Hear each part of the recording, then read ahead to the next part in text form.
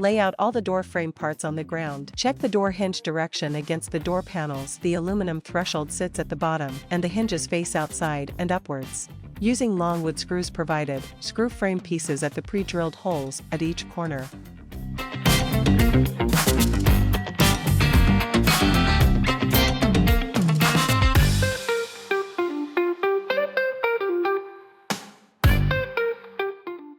Make sure the screws go all the way into the U-shaped channel.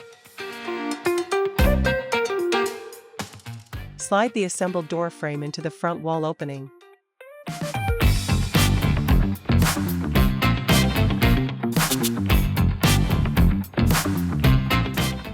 Double-check that the hinge pins are facing up and that the weather stripping is on the outside.